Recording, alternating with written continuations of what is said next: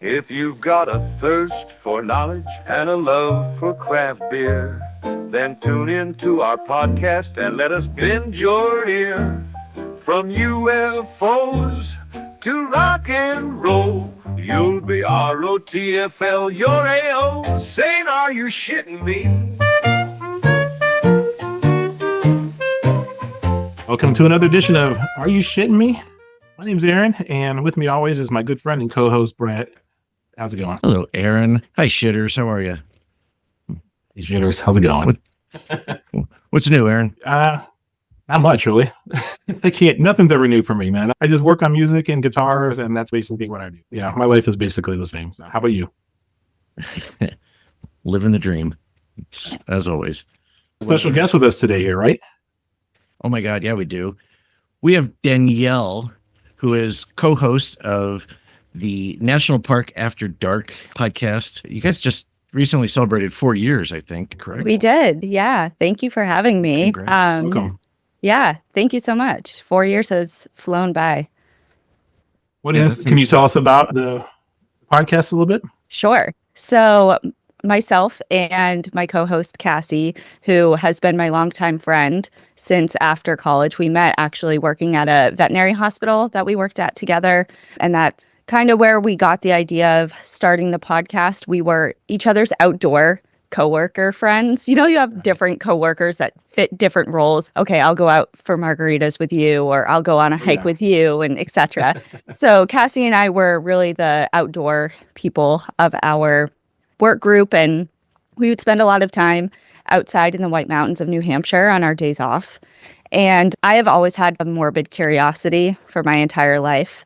So when we were outdoors a lot, I would start talking to her about the crazy, messed up, dark things that have happened either on the trail that we were on, the area we were in, or somewhere that we wanted to go. I'm like, oh, did you know whatever happened there? And she also has a same kind of interest in that. And we just started talking about it a lot. And then I decided to move, as I usually do, to Washington.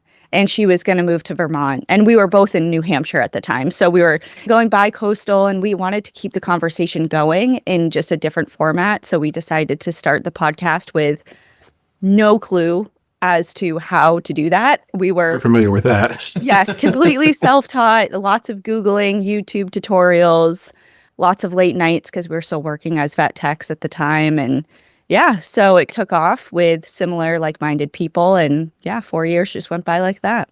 That's crazy. That's crazy. I've listened to several of your episodes actually, and it's really interesting. I turned my wife on to it. She's really into the murder podcasts, and I think she was looking for something new, not so stale as everything else out there. So she's really enjoying them as well. Cool. Thank you. I appreciate that. I love the name of it too, like National Park After Dark. It's such a great. Did you come up with that, or who came up with that? I did. And I don't even really remember how, to be honest with you. It was just, I hate to say it just came to me, but it did. Yeah. Great. I started listening. I was gardening, and I'm like, I need something new. And I don't even know how I came across it, but yeah, I got hooked probably about 2 years ago. And yeah, by the way, you're my favorite because Cassie's not here. Perfect. By default, I'll take it. Right. We're gearing up to going a big expedition to Antarctica. So this week is crazy for us. So she's in the midst of preparing for that. And yeah. That's cool. Have you ever been there before? We have not. We do a lot of group trips as an extension of the podcast. And we've been here, there, and everywhere. But Antarctica is definitely a first. So we'll be leaving in about a week. State park there? There's not a state park there or a national park. I'm sorry, that's what I meant. National park. Yeah. There's. Oh my God, ruined that. What's the topic today, Brett? By the way, what are we talking about? I'm here. Hey, it's early for me. Okay, you guys got to sleep in. I did not. Sorry. We are talking about national parks today, actually. If you haven't picked up that clue, and actually, you brought a beer with us too, didn't you? Sure did. So this beer I'm drawn to because of I'm a big, what does the label convey? Mm-hmm. Love this. So it's a National Park Series beer, and it's called Parks IPA from Grand Teton Brewing. And that's out of Victor, Idaho, which is actually right near the border of Wyoming, not far from Grand Teton National Park. Have either of you been there? I have not. No, I have not. Missing out. I haven't either, to be completely honest. I've been to Yellowstone, which is really close. I've been to Yellowstone. Yes, that's my favorite park of all time. Mine too. So this beer, it's IPA with 4.7 ABV. It's in the National Park Series, like I said, and they have an Old Faithful ale, a Teton Breeze fruited sour. I love sours. Also, huge fan. My wife does too. Yeah, it's something about the like tang that comes in the back of your jaw. Yeah, it has to be the right sour though. Sometimes it's too harsh or whatever else. And man, like when it causes lockjaw, it's not a good thing. Yeah, then it's gone too far. Right. And they have an Old Faithful root beer as well. Has a 3.56 approved rating out of over 3,400 ratings. So I think that's pretty good. Yeah. Yeah. All right, let's open this bad boy. Okay. It's fairly clear. It's a very mild haze. Okay, let me pour it in here. Definitely has the IPA punch smell to it. Oh. Red is not an IPA fan. I can't believe I'm drinking at 10 a.m. first of all. Oh my Okay. gosh. Oh, it smells like a pine tree or something. That should be good. I don't mind that actually. It's not as hard hitting as I thought it would be. Oh, it's awful. I can't. So you're not an IPA person? I am not. No, stouts is where I'm at. He's tried and tried and tried, and I don't think we found one that you've liked. It's not like more of a sweet side. Yeah, no, some hazies I can do. This is a little bit hazy-ish, but not. Ooh, it's a little bit too bitter for me. It feels like IPAs to me always feel like I'm drinking soap. I get that. It's like a smooth feel over your tongue a little bit. It's really interesting. Yeah. I actually don't. I'm not a huge IPA fan as well. I also enjoy stouts and sours, like Left Hand Milk Stout. Have you tried that? Oh yeah, Like, I had that one. Left Hand's good. But yeah, I don't mind this. I don't either. It's not bad. Yeah, not my jam, but yeah, I agree. Left Hand, I think, is what got me into stouts. Okay. Nice. Yeah. Mine was Dragon's Milk. That was my first one, and I'm like, oh, what is this? I would drink this one again. Not bad. I'm going to continue to drink it. I'm not going to throw it away. For sure. Nice. So, national parks. We're jumping right into it. Mm-hmm. Let's do it. Perfect. So, I guess I'm gonna backtrack for a second. What was it about national parks that drew you into the whole national park theme, Danielle? I would say, so I had a cliche experience that got me into national parks. I went to Yellowstone. It was my first national park, and I went with my family. I went with my mom, my stepdad, my sister, and then my grandparents, my mom's parents. So it was the classic, we're all in a van, generations worth, going through America's first national park. And that was back in, I want to say 2011, 2010 maybe. And I absolutely fell in love. It was my first, there was a lot of firsts for me in that trip. It was my first time truly out west. It was because I'm a New England born and raised girl. It was my first time seeing iconic wildlife that I've always loved in the wild. Wolves, bears, cougars, etc.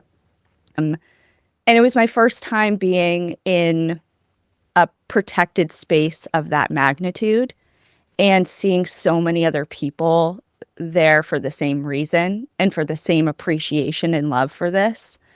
And it was just I just couldn't believe that coming from, I grew up in the Boston area, for lack of a better word, southern New Hampshire, but for a lot of people, New England is Boston. We had the White Mountains and things, but just this was like true American wilderness in my mind. And it was the first time that I saw it. And it's different than the East Coast kind of wilderness, I think. Absolutely. It was just something that I knew even then that I was like, I am forever changed. And I just got here.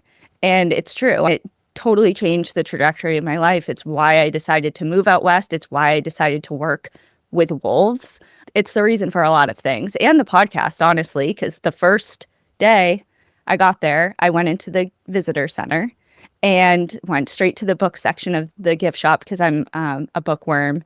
And I picked up a book called Death in Yellowstone. And Oh, a little light reading. just light. Yeah. Reading for vacation. And I flew through that book.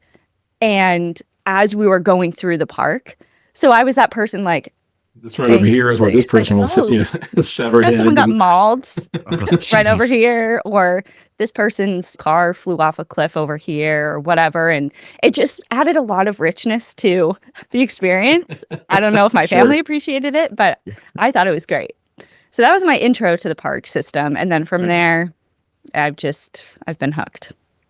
So I have a similar experience with the Grand Canyon when I ran into that too. Like having lived on the East Coast, I never saw that the desert or that kind of area at all.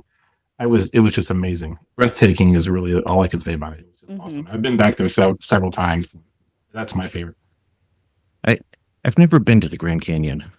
I need to get out more, but how many parks have you been to, Aaron? I've been to 11. Oh, nice. I got you beat. 12. Danielle? U.S. national parks, I've been to 26. Damn. And there's It's like- My job. Yeah, that's true. Embarrassing if I didn't. all right. Okay. Fair enough. It'd be like us saying, I only had 3 beers ever in my life. It's true. At some point, we hit 3. You said Yellowstone is your favorite, Danielle? Yes. Yeah. Aaron? I go back and forth honestly between Grand Canyon and Joshua Tree because both of them I've spent a lot of time. I Mm. lived in California, Joshua Tree quite a bit, and that was kind of. See? I've never been to either one. And you're missing out, man. Yeah. I know. Which ones have you been to? I've been to Arches, which was really cool. Acadia in Maine, and I didn't get to spend a lot of time there. I was passing through Gateway Arch in Missouri, which I think a lot of us have been to there. yeah, it's not that exciting. Sorry. I was surprised it was a national park and not a monument. A lot of people are. Yeah, And then conversely, I'm surprised that Devil's Tower is not a park, and that's a monument. So Mhm. been to the Rocky Mountain National Park, Colorado. So yeah, White Sands was cool. I've been to that one. That was really neat because it's just white sand everywhere, which was that's a lot of weird fun. name for it. Right, exactly. I also we did a road trip back in 2006 or something like that, and we hit like several of them. So we Grand Canyon and the Petrified Forest and White Sands, Devil's Tower, Yellowstone. Unfortunately for Yellowstone, I only spent 2 days there, and we didn't plan it accordingly. We're thinking, okay, this is our road trip. We can try to hit all these things, and we booked 2 days there, thinking we'll have enough time to see it, and it wasn't even. It's like we maybe saw a fraction. Yeah, there are certain parks that you get a taste and you're like, okay, coming back, I know what I really want to lean into. And Yellowstone for me is one that I've had a couple trips planned that I would have to cancel for one reason or another, but with the sole purpose of going just to follow the biologists around as far as the wolf packs there, get up at 4 a.m., go out with a spotting scope, and just like head out to Lamar Valley is a huge hot spot for them. And versus just like seeing all the big ticket items throughout the park that you could easily go to. Yellowstone, it's 1% of the park is along the roadways and 99% of people, that's where they stay. There's so much backcountry and opportunities to see the park in completely different ways that the vast majority of visitors don't do for one reason or the other. But I would really love to go and experience it in a different way. I hear that. I'm guilty of that. We didn't really stray too far from where we were, the campsite we were in, and that kind of stuff. It takes a lot of prep, especially in a park like that there's a lot of things to be mindful of safety-wise with different animals and geothermal features and making sure you don't get lost. And there's a lot to consider. It's not like you just go and wing it type of thing. So that's understandable. What's funny is like when we went out there, it was in September, and it was obviously end of summer, and everywhere else we went up through like Badlands. It was all warm. We wore shorts and t-shirts, and I remember we stopped at a little town outside of Yellowstone and said, they're like, "Oh, you have warm clothes tonight, don't you?" I'm like, "Well, a sleeping bag," and I'm like, "No, you need stuff." And I ended up buying long underwear and stuff. And I'm glad I did because it got down to like 20 degrees that night. I was super not prepared for that, and I just figured we're just gonna go camp and it's a campsite where there's a bathroom over there, and that's it. I'm always amazed watching people that are mentioning about being unprepared for going into the parks. Danielle, you have any specific examples of people not being prepared going into the parks? Oh my God. You're Specific. like, yeah, just one that comes to mind. There was one idiot who went there and didn't have any worn underwear. He was about to that one. The biggest things that come to mind right away is something as simple as water, especially in drier and climates with heat. That is just can be sneaky. Grand Canyon's notorious for that because even if you're not doing a rim to rim hike or anything extensive, that park gets a lot of problems with people who only have a water bottle in their hands, just like a disposable water bottle. It's not near enough. So being prepared with water in the Rocky Mountain area, especially people who are not versed in bear safety, a lot of people get in trouble with wildlife encounters where they either do not have any deterrence or are unaware or unsure of how to react if they're confronted with a bear or other wildlife for moose, elk, bison, etc. I just saw a big story. I don't know where it was, but it was a bear that kept going around sneaking into campsites and taking everybody's picnic basket. Him and his little sidekick. Yeah. Remember that? Sounds like something I would see at a Great Smoky Mountain National Park. Yeah. For sure. I did see that Grand Canyon's got the most deaths of all the national parks. Yeah, so that statistic is so hard to keep up with because it's like what parameters are we looking at here? Is it based on, because if you look up most dangerous national park or most deaths, it's Grand Canyon has a shitload of deaths, but there's also a shitload of visitors. That's the most good. Yeah, but if you look at a park like North Cascades, for example, in Washington, or maybe one in Alaska, where the visitation numbers are much lower, but of those, they have a higher rate of accidents or deaths. Is that classified as more dangerous? It's hard depending on the way you're slicing the numbers. But yeah, a lot of people die in the Grand Canyon, but a lot of people also go there. So right. I would argue that like Grand Canyon, Yosemite, and the Smoky Mountains actually has the highest rate. I can't say that for sure, but I saw that they had a really high rate as well. But it's also most visited, and it's huge. Right. Exactly. And so like just the number of people, the statistic they always say like most car crashes happen within 25 of your house. Yeah, no shit, because that's where it's the same thing. You get more people there, you're going to have more. Right. Yeah, actually, digging into that a little bit more, Denali was I'll try this in English, most deaths per million of visitors. So 9.8, in case you want to know, 9.8 per million visitors, which I don't know, that still doesn't seem like a whole lot, but I think that's all environmental stuff.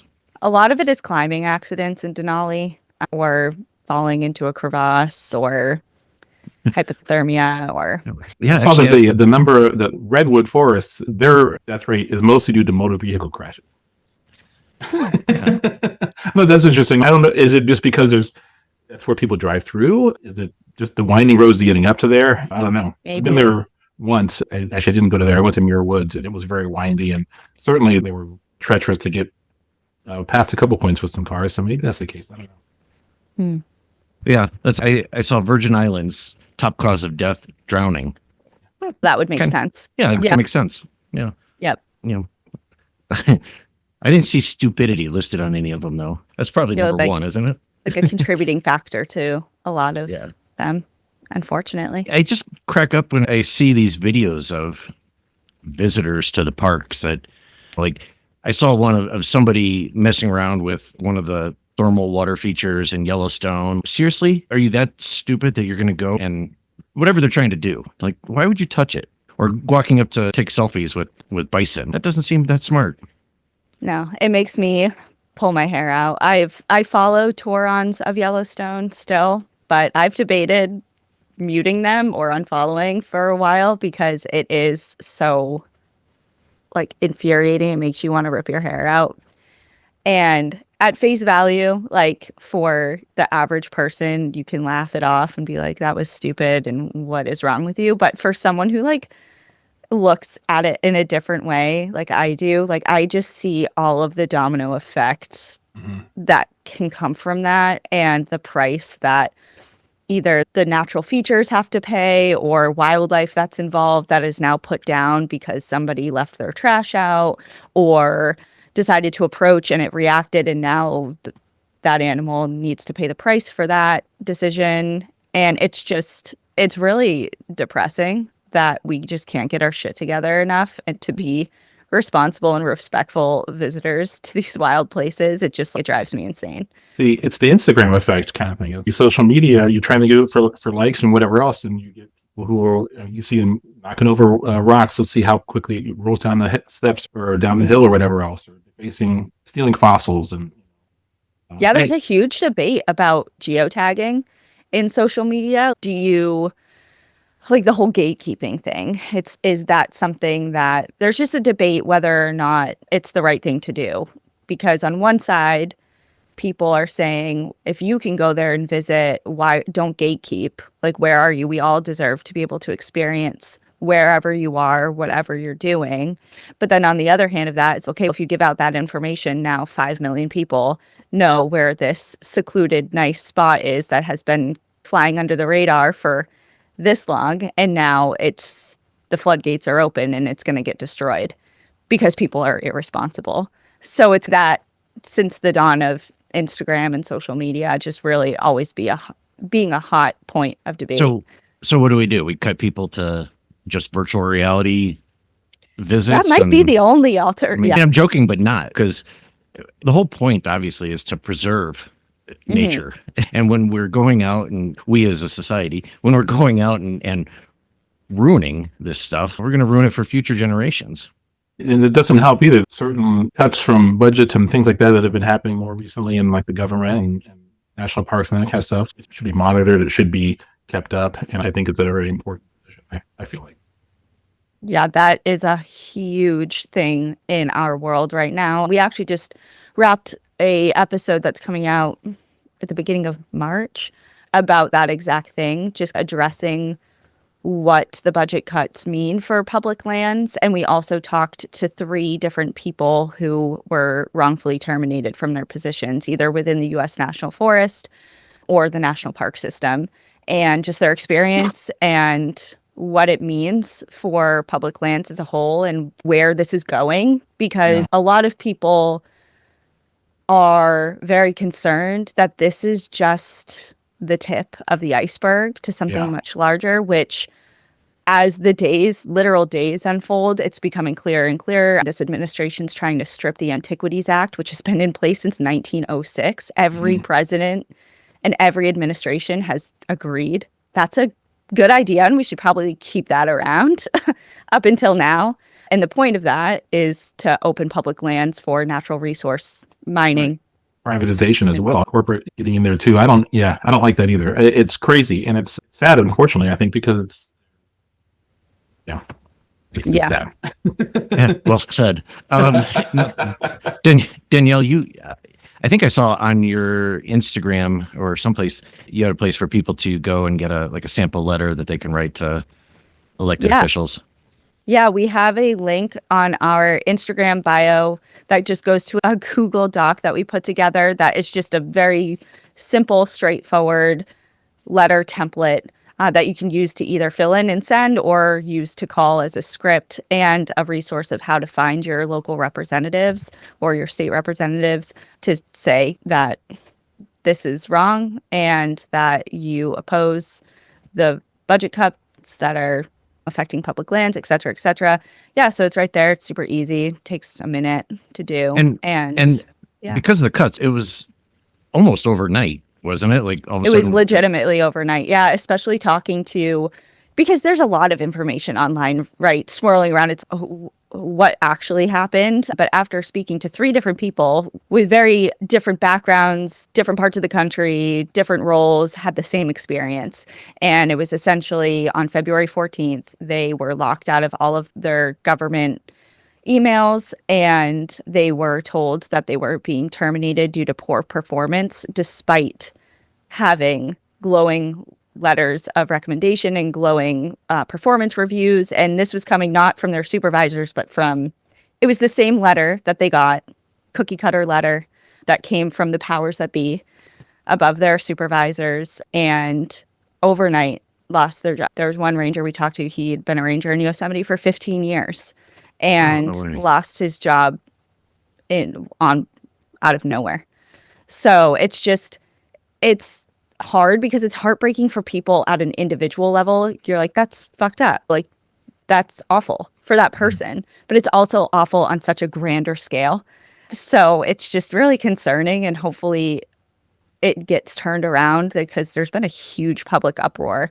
Because no matter where you are politically, people care about the outdoors. People connect with the outdoors, whether it's hunting, fishing, hiking, boating, whatever it is. You want to be able to enjoy the outdoors. And this administration is trying to dismantle protections for those places, and people are pissed. Yeah, and rightfully so. I guess if there's one thing good that might come out of it is restricting some of the flow of visitors, because I'm sure that now we'll go to reservations and stuff like that. But I mean, just the safety and the maintenance, and and then on the personal level, that's fucked up. Yeah, safety. They're cutting search and rescue teams. There's some parks that will not have a search and rescue team. So good luck to everyone out there. It's like, it just seems so counterintuitive and so asinine. And it's really concerning, honestly, because...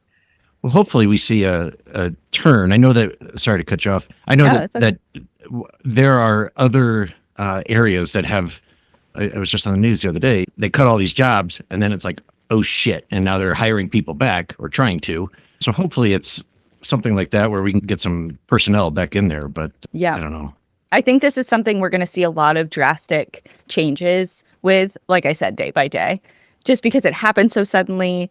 The response was overwhelming. So now I think they're like, oh, we messed with the wrong group of people here, and we'll see what happens. But yeah, we can only hope for the best and just take it as it comes. Are you aware of any parks that have had to close? Like, not entirely, but I do know of several that have completely shut down certain days of the week, or restricted their hours, or, like you said, are going to be enacting ticketed and timed reservation systems, which we've seen parks do in the past. Sure. Which there's been another kind of mixed response about, because you can see the pros and cons to both, but it takes away oh, I'm road tripping through here. I would love to stop. And they're reserved for the next 3 weeks. Sorry. Which sucks. However, again, just for the conservation part of it, there are benefits. Like there are. But yeah, there's definitely, we're already seeing, because a lot of people don't know, the Park Service and public lands in general were already running on a skeleton crew. They had been experiencing budget cuts since 2010, over 10 years. And now this is just like a big wham all at once. So now they're really struggling. But yeah, so we'll see. This is a resilient group of people. And like I said, a lot of people who are either directly involved or not really care. So we'll see what happens. Yeah. I feel like national parks and just wilderness should be up there with like education and the importance, but one would think. It's definitely not the same level. Education's important too, don't get me wrong. No, it's not. Have you seen the reviews on Yellowstone, like on some of the reviews on these parks? Have you ever read any of those? I don't know if you guys have on your site. It's pretty funny. Like, I was reading one like Yellowstone. It was a 1-star review on Yellowstone. It was like, this is a bunch of hot water and rocks. Like, overrated. Right. Would not recommend. Old Faithful, the lines for Old Faithful were longer than the actual event. See, and those are the people that should be limited from going in. It is a dichotomy. We want to, these people who, let's skip over that. We'll cut that out. Yeah, we'll edit that out. Don't worry. You guys do a lot of editing, or you guys just sit down and just go? Yeah. We just sit down and go. We definitely will edit a lot of mispronunciations or stumbles, but not overtly, just because we want to come across as not robotic. But I just did an episode yesterday, we recorded it, that had a lot of Swedish and Jeez. and just different types of words that I was like, I don't even know. My mouth can't even form those syllables. This is gonna be rough. That's Well, funny. Yeah. Let's move on to a more fun topic now. Let's talk about some of the paranormal stuff. Obviously, this is something you're really big into, and what can you tell us? What's the most outrageous story? Your favorite story to tell, I guess. Oh my God, paranormal wise. Have you I experienced don't. anything yourself? I've experienced something paranormal twice, and it was not in national parks either time. They were in my homes. One in Colorado. Actually, they were both in Colorado, but in different. So I could definitely tell you about that if you want. But as far as outdoor wise, I love, and it's not necessarily in a national park, but it's very closely associated with it because it's in Estes Park. And I hate pointing to this because I feel like everyone's, oh my God, the Stanley Hotel, we know about it. But I love the Stanley and I don't find it creepy at all. No, I've been there as well. I love it. It's fun. I find it so welcoming and warm. Don't get me wrong, I feel a vibe there for sure, like a paranormal weird. There's something definitely to that space. But I'm not on the camp of there's twins and the whole Stephen King thing and it's like a slasher film. That is not the vibe I get whatsoever. And I've taken that ghost tour more times than I can count. I could probably recite it to you right now. And I don't get that feeling when I'm there. I love it.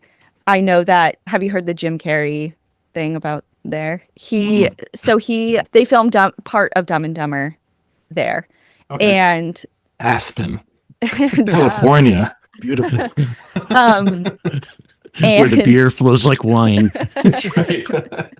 And allegedly he stayed or was scheduled to stay in the Stephen King suite, where the infamous room where Stephen King came up with The Shining after his stay at the Stanley Hotel.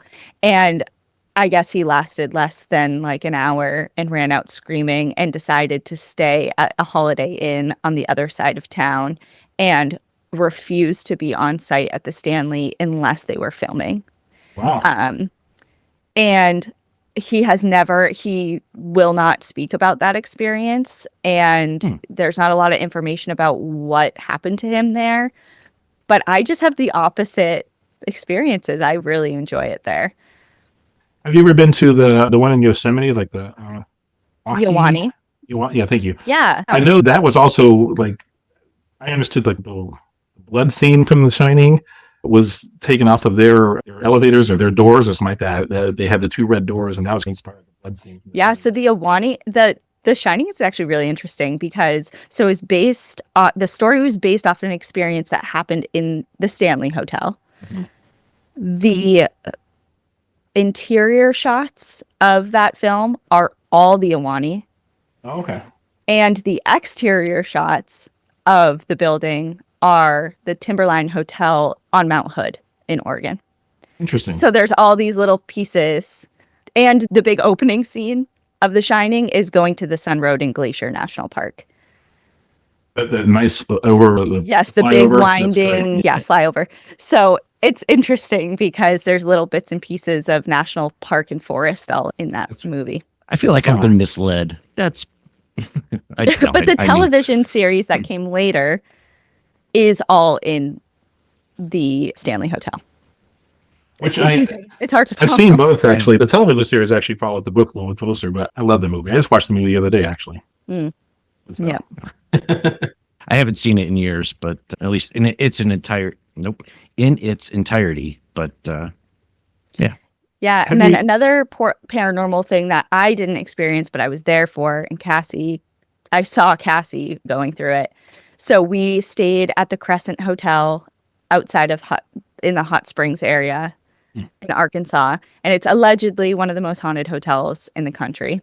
And it has a really awful history and a lot of death and everything there. And we stayed intentionally because we did a live stream show out of there. We stayed It used to be run by this snake oil salesman that posed as a doctor saying he had a cure for cancer, and he was injecting people with a bunch of toxic shit, and a lot of people died and are buried on the property, et cetera, et cetera. So we go in there thinking that we're going to see like the ghost of like a nurse or like a patient or maybe the doctor himself, whatever. And none of that happened to us, but we were standing at the elevator waiting for it to give us a lift up. And all of a sudden, mid-conversation, Cassie is, "You feel that?" I'm like, "No." And she's, "I feel something is very off here and I do not know what it is, but I'm really uncomfortable." And it just came out of nowhere, and she was super persistent about it. And then it went away, and we did research because we're like, okay, so in this spot, did anything happen here? Right. And nothing came up as far as our historical research because we were centered on that point in time for that hotel. Come to find out, that elevator is right next to a large staircase. And in the 2000s, somebody fell off that staircase and died on the floor by the elevator. Oh. And so she picked up on that first somehow, which was really interesting. And we had no idea until after. So it wasn't even like pre-set in our minds to look out for that. But yeah. I've stayed at that hotel, and it is old. And it was one of those, like, laying in bed, like, I wonder if this place is haunted. And I heard like the floor creak or whatever, but it's just so old that I just chalk it up to being old. And you can explain so much away. Yeah. In old buildings like that. And yeah. Aaron and I have talked, we had a whole episode about cryptids and stuff like that. I want to believe. I want to believe in all of it. I want to believe in supernatural, aliens, afterlife. I want to believe in all of it. I have not experienced anything, and I also don't want to be scared shitless when it happens. That's it. I just don't want to, no body possessions, anything like that. I don't need that. Yeah. I'd rather not have to go through that. Yeah, right. I get it. Right. I've said that before. If I had my choice. If I'm going to see a ghost, I hope it's Casper. But as somebody pointed out, that's just the ghost of a dead kid. So I don't know if that's good or not. Right. Which I would prefer not to see. I'll pass. Yeah. Now, is Bigfoot real? Okay, I'm going to say, this is so interesting that you say this. I am a diehard paranormal girl. I have my alien behind me. I am a huge believer in the afterlife, extraterrestrial life, and I am the biggest Bigfoot stan out there because my dad was really into Bigfoot. And the more and more that I learn, the more and more I don't know. And that's like a big deal for me to say because I do think there's something to every legend, especially one so widespread at a global scale with so many similarities from so many different cultures throughout time. There has to be something to that in my mind. This isn't just a local legend to one area of one state that popped up randomly in the 30s and now is like their thing. This is something that has been seen in different cultures around the world for thousands of years, pop up in different oral histories or text or things like that. So I think that there's something to it. But do I think it's like overblown a little bit? Sure. Do I think gun to my head, is Bigfoot real? Yes. That's my answer. Also big business too. Have you ever been on one of the Bigfoot expeditions and things like that too? I haven't, but I want to so desperately. I think that'd be fun. I think that'd be really cool. Me too. I'm torn. I don't know if it's going to be fun or not. Out there in the middle of the night, in the middle of the woods, with a thermal camera pointing at nothing. At your face. Yeah. We talk about that all the time. Like on all the TV shows, they're like, "Did you see that?" No, I just saw up your nostrils for the right because you're facing you and not that way. Yeah. Right. Show me what you're seeing. Yeah. What's that one ghost hunting show? They do that all the time. It's more about the so it's all about the characters on the show. Yeah. And so no, I didn't see anything. So, have you heard much about Mount Shasta? I have, and I actually have it as like a episode in the works. But I've been there. I've camped there. And it's beautiful. I had the best pancakes at a town like right outside of Mount Shasta of my life. But yeah, heard all about the Lemurians and there's some sort of Vortex of like civilization. physical, metaphysical worlds, and the city underneath the mountain, and Yeah, it's a hot lizard spot. people, Yeah. New Age spirituality. Like it seems like it's really fun. I had never been there, but It's very even know. interesting. Never heard of it. It's in California. It's in Northern California. Okay. It's beautiful, but yeah, I've definitely heard of it is very like New Agey spiritual, like vortex of a different, I'm not super well versed in it because I haven't researched it yet, but definitely like this, I don't want to say like superior civilization, but you know what I'm trying to say, right? Aaron? yeah, like it had even the natives said that there were like people living under the mountains and technologically advanced races, and mythical creatures and things like that out there too. But look people like human like. Just Humanoids, yeah, exactly. Humanoids, yeah. It's very interesting. I'm gonna have to look. I thought it was interesting that here, I've never seen it. I guess I'd never been there, but I saw a ton of stuff out there for that, which I thought was. It's a pretty big mountain though, too. It's not like it's a simple thing like it's big. something you would have to climb and probably have a lot of gear and prep to be able to climb the top of it. I'm guessing. Never heard of it. Now you have. Yeah. The only other one I saw a lot on was like the Devil's Chair in Joshua Tree, which has a lot of like deaths and that kind of stuff. And I feel like that's more. I don't know if you guys have ever been to Joshua Tree, but like the rock formations out there are so easy to climb because they just have a good grip. And I feel like a lot of people would go out there and prepared to climb. They're just in tennis shoes. They're just visiting or driving through. And I'm going to climb up this thing and don't. It's hard to judge when you get to the top of it how steep you might have actually climbed and how to get down from some of these large rocks. And I think it's really easy, like I said, to climb up there because of the gripping. Yeah, we've been to Joshua Tree once or twice, and we're actually doing a group event there at the beginning of May. We're renting out Indian Cove Campground for listeners, and we're going to do a live show there and Nice. All that. But my favorite story out of Joshua Tree is Graham Parsons, the Graham Parsons. I don't think I know that one. Nope. Do you know the Flying Burrito Brothers? Yeah, I've heard it. Yeah. Yeah. So Graham Parsons, who was the lead singer, he overdosed in a hotel right outside of Joshua Tree, which we stayed in his room. And there was a big dispute between his friends and his family, who he was estranged from, as to what to do with his remains.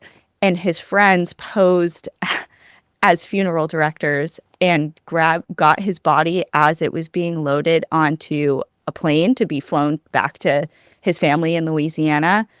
They posed as these funeral directors, took it, went on a bender, got drunk and high out of their mind with him in a hearse that their friend just happened to use as a camper. So they had a hearse and flew through the park just out of their minds, like celebrating the life of Graham.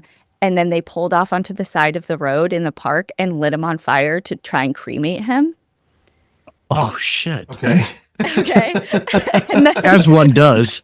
they're like, this is what he would have wanted. And then they saw somebody coming and they thought it was a park ranger and they're blitzed. So they're like, we gotta get out of here. So they leave this burning casket on the side of the road in the park.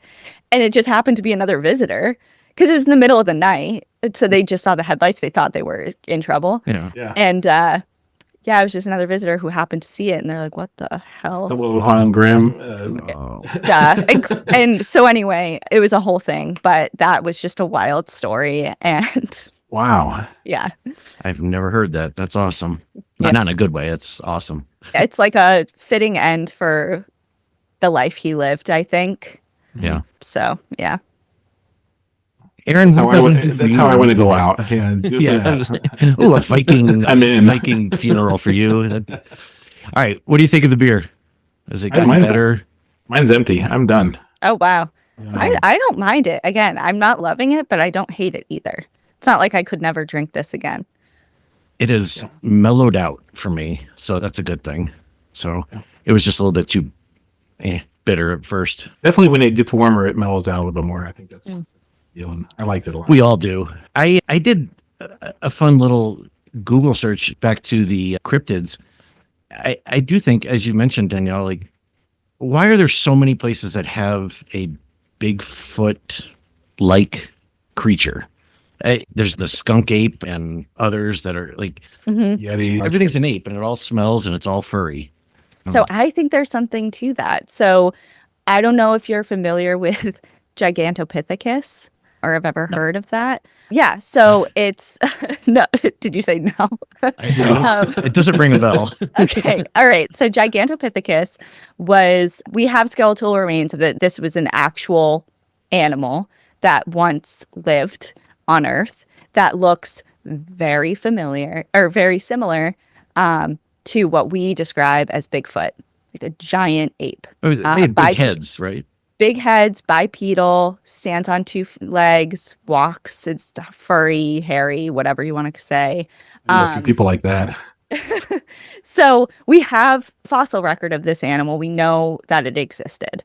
So a lot of people are in the camp of Bigfoot or Yeti, the grass man, yucca man, whatever, skunk ape, are just pocket populations of that animal only in modern day. So just like animals evolve if they've been fragmented from over time, just as evolution happens, it's like in that vein of thinking.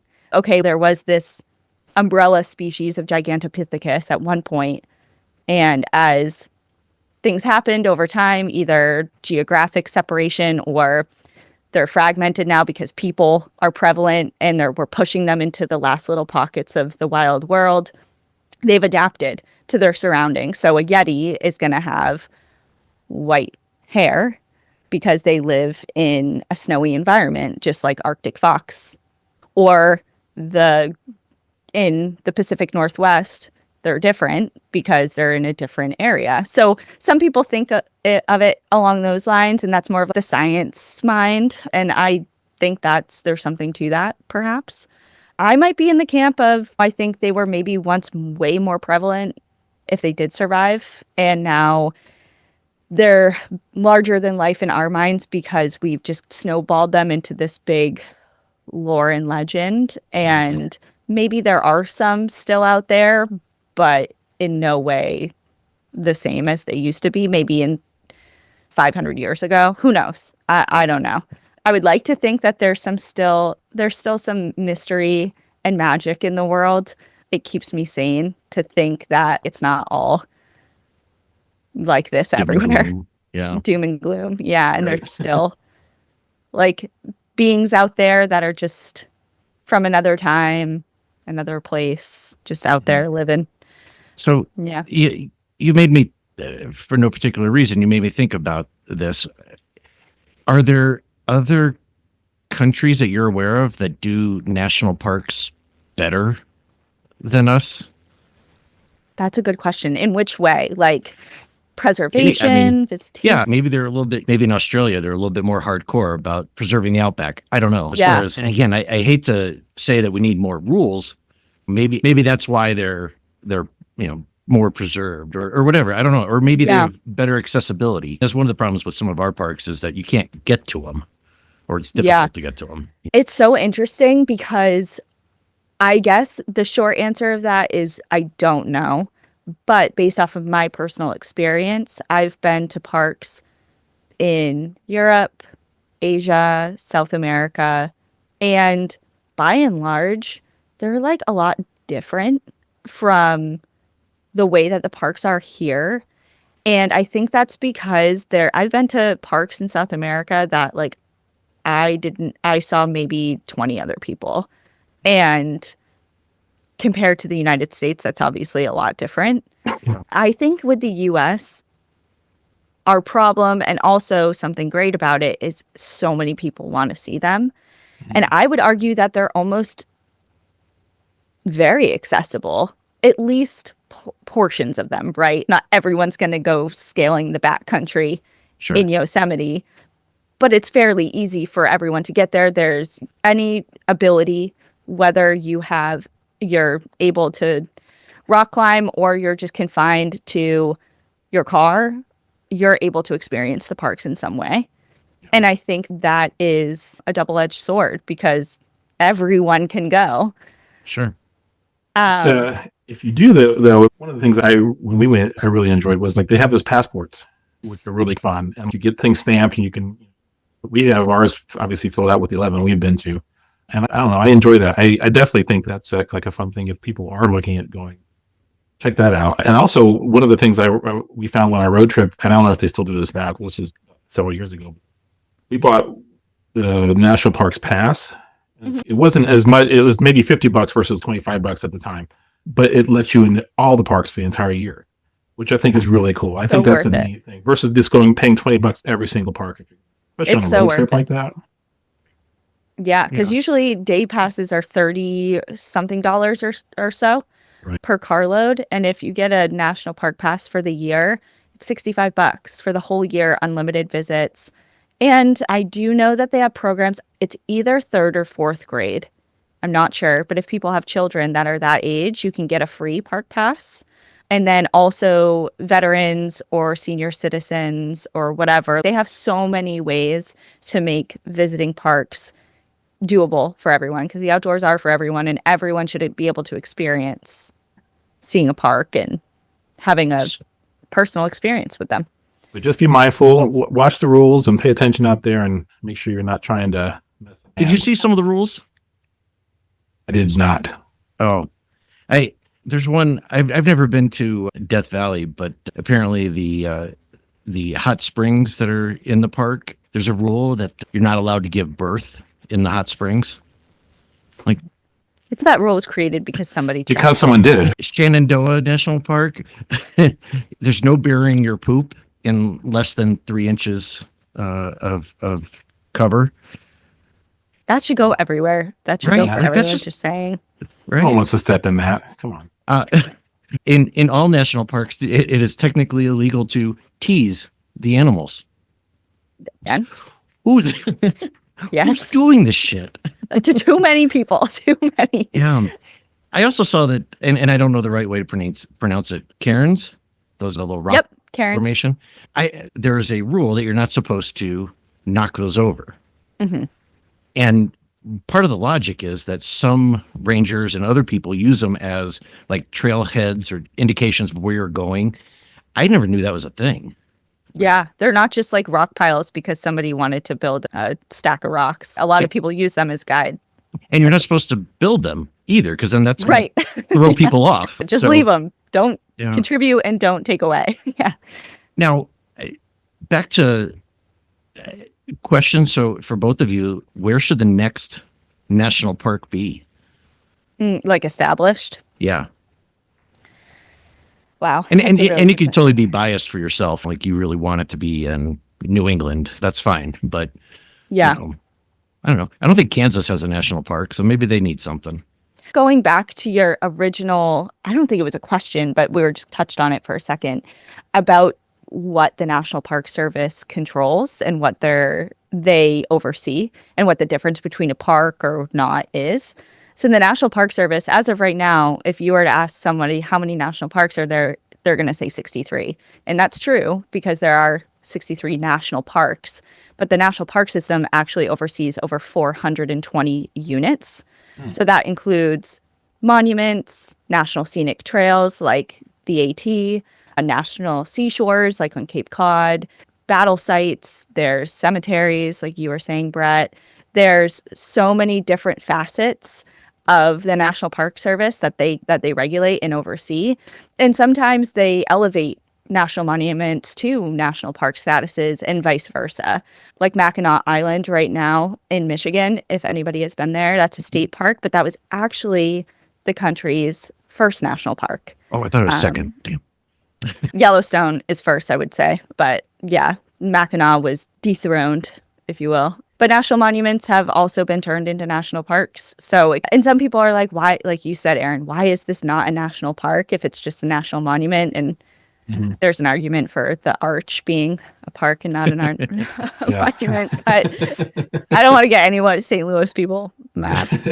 All my family lives out there, so I don't care. They don't listen, so don't worry about it. That's right. Okay. I'm trying to think. I would agree. I think Devil's Tower would be an amazing national park. I know it's already pretty up there. A lot of people know of it and visit it even just as a monument. And it's afforded a lot of protections because clearly it's part of the Park Service. But it just has such a cultural significance to it that I think is so interesting. And it's beautiful. It's so unique. And it's one of those places that I think if it was designated as a park, that more people would go there to experience. Mm-hmm.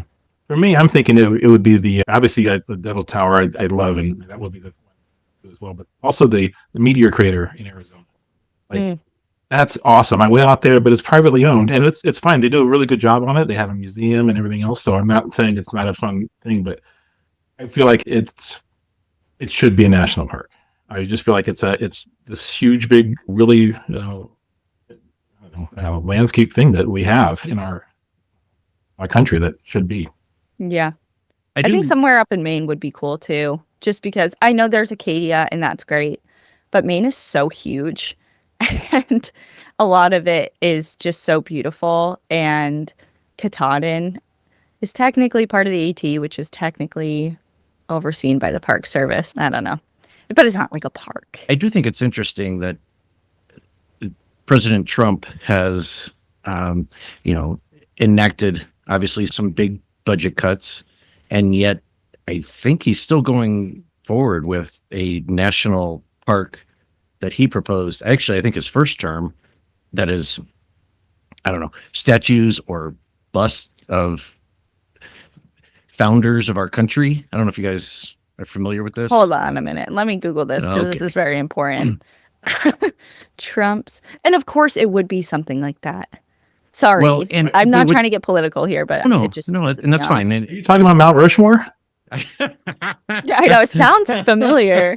I am not. Which is awesome, by the way. That's another great place to visit. I'm surprised. Is that one a national park? Actually, I don't know. So hold on one second. Sorry. No, it's a memorial. It's a national memorial. Yeah, gotcha. But so I've been there, but what really blew me away was Crazy Horse. Yeah. Trump's proposed national park. I stumped you? Trump pisses me off, so I try and listen. Oh yeah. Once again proposed a national sculpture garden that would honor well-known figures in American history, reviving a similar plant. Pop up. Okay. Okay. I was close. National Sculpture Garden, fine, whatever. National Garden of American Heroes Sculpture Garden. It would feature 250 sculptures, one for each year of U.S. history. Let me guess, he's going to carve himself in there. For sure. You know that's going to be from the entrance. Oh, my God. There'll be a big plaque in the front, too. Oh, my goodness. Yeah. So here's the thing and my thoughts with that. I'm all about honoring American heroes, and I think that they deserve recognition and praise. And depending on, I don't have the list of people, so let's see who he deems as a hero. But it's like he wants to do that, but at the same time, he's actively trying to get rid and dismantle any federal agency that safeguards public lands in Alaska so that he can drill there. Like, he's gonna ruin Alaska. And all of the Alaska's the best state that we have, in my opinion. And it's part of the last bit of wild frontier that we actually have. And he wants to just strip it. And it's just going to be so detrimental. I don't give a shit if we have a garden of 250 people, carvings of them, if Alaska's going to get wiped out. I don't know. It's just whatever. I would be all for this sculpture garden if we weren't doing all this other bad stuff. Once again, if you are opposed to it, you can go to, was it your website? You said you had a form. We have it on our Instagram, National Park After Dark, on a link in our bio. Yeah, for the letter template. Yep.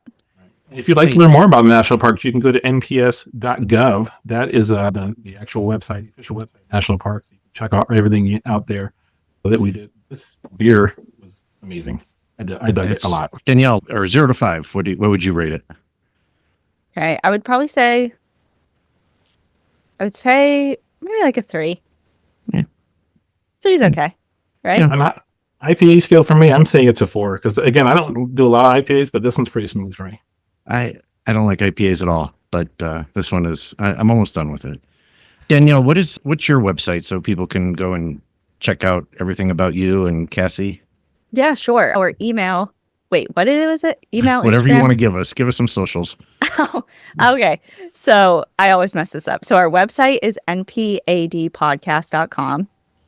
And our Instagram is National Park After Dark. That's the easiest too. You don't need anything else.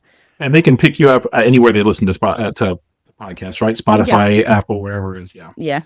Very good podcast. I highly recommend everyone checking it out because it's really fun. And you guys can do a lot of fun stories out there. Thank you. I've been trying to buy some merch. Oh, merch has been a journey. Oh, my goodness. It's hard, but we're trying to restock. Once you get like a merch partner that you think will like help, sometimes it's harder. Like you guys sent me a shirt. I'm like, oh, you guys have shirts? We don't have that. Yeah. It's funny because I thought I saw someplace like, oh, everything's restocked. And then I went on there and everything's sold out. I'm like, fuck. Like, yeah. I just want a mug. I'll give you a heads up when we restock next so that you can grab something. We're working on an evergreen store so that it's just, there's like items that are just always there, which would be preferable. So I'll let you know. Nice. NDAPF, right? Podcast? NDAP podcast. NPAD. NPAD podcast. I'm going to say that again. Hold on. I'm like, wait, what are we saying? Where's the F coming from? What the F? There's a niner in there somewhere. Yeah. Coming from a walkie-talkie. podcast. That's where you can check out them as well. And if you like what you heard today, you can also go to our website, aysm.show. We'll be linking to Danielle's podcast as well. And you can see links over there and listen to some of our favorite episodes too. So thank you for joining us today. We really appreciate you being here and taking your time this morning drinking with us here. So yeah, we definitely appreciate it. Done this since college. Thank you so much. Thank you. Awesome. Thank you. You want to tell us what we're listening to next time? Oh yeah, hold on. Sorry.